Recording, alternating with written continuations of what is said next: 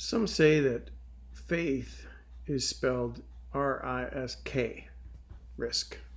I think there's some truth in that.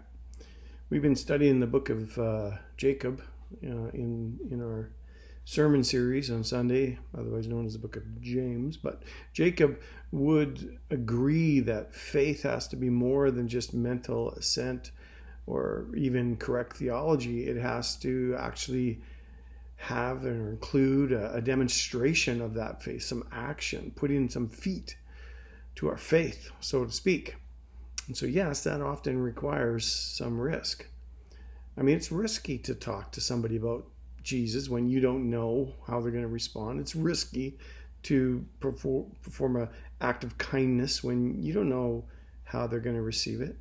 I remember being in Scotland with a team. Marcy and I were leading a team into Scotland. One time we were in Edinburgh, and we gave them each kind of pairs of a team 20-pound note to go and just do some act of kindness, do something, be creative. And so we prayed and sent them out. And it was amazing because a lot of them were creative. They actually did things like one couple, they purchased those little throwaway cameras, the disposable cameras, because they had seen some families in a lineup to go into the Edinburgh Castle, and the kids were just kind of like standing there, so they ended up buying these cameras for the kids, and it was a great act of kindness, showing God's love in a practical way.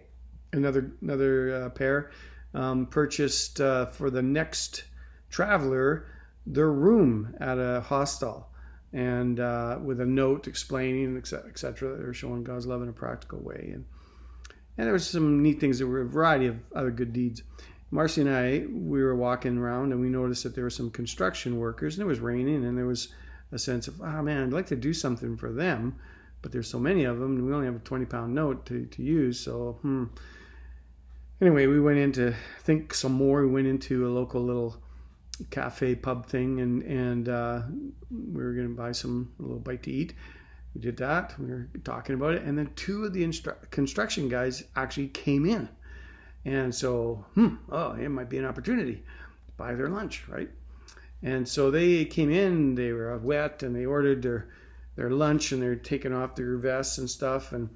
And I stepped in between them and the counter, the till lady, and said, I'd like to pay for that. And they're like, what? No, you can't do that. And I said, no, we'd like to do that. No, you can't. And I explained that, hey, no, we're Canadians, and we're Christians, and we just like to show God's love in a practical way. So yeah, let me pay for it. No, you can't. And they ended up that because I was Canadian and just trying to be nice, they said, finally they relented, went, all righty then. But it was a bit risky to do that because I didn't know how they were going to act. I didn't know how serious they were in refusing my act of kindness. I mean, I was envisioning headlines like, Canadian pastor starts pub brawl by buying lunch, or something. But it turned out to be a great little time there and a good conversation, and, gave him a story to tell his spouse and his kids maybe that night, that kind of thing. And when we were in youth pastoring, we used to go out and take our group to the streets. We'd go to the A&W parking lot and hold our youth meetings on a Wednesday night. We'd went in and asked the A&W owner, Jeff, if we could use his parking lot and his power, and he agreed, and he was really glad that he agreed because every Wednesday night the intake at the tills was over the top because of all of us, plus people that just drove up and parked and listened, or just a crowd that would gather. So he was really happy that we did it. And I got a story about Jeff, maybe I'll tell next time, but anyway, so I would tell the teens, I said, listen, we'll play some good music. We happen to have some very good musicians on our high schoolers. We'll play some good music. We'll worship our God in public, and we'll just tell our stories. And I really encouraged them that they needed to tell simple testimonies like, what was my life like before I met Jesus? How did I meet Jesus? What is life like now with Jesus? Keep it to that. Now, most of them did that most of the time. some of the times if some of the kids got going on some things, and most of the kids would preach a lot harder than I would, even about the gospel, which was good. And so we would go there and we would do our thing, and man, the stories that came out of that were pretty incredible. One time, a slightly intoxicated man came up beside me, and he was watching these teenagers, and one of our young guys was on his knees on the pavement with his hands raised in the air in worship.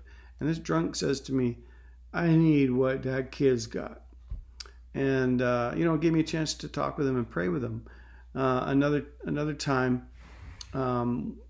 we had a man from the Netherlands who was watching and kind of from the other side of the highway, because where we were, our music would go out kind of in all directions, but he was on the other side of the highway and he was watching, and he slowly ventured over, and then he kind of stood beside Marcy for a little bit, and then he says to Marcy, "What is this?" Marcy said, "Well, it's our youth group." And he goes, "Are they Jesus people?" "Yes." And he says, "Well, I thought that they might be Jehovah's Witnesses, so I was a little bit nervous about that."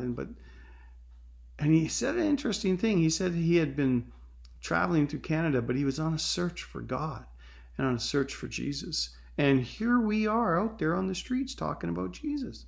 And so Marcy gathered a few people over, including myself, and we prayed for this guy for his journey to Jesus.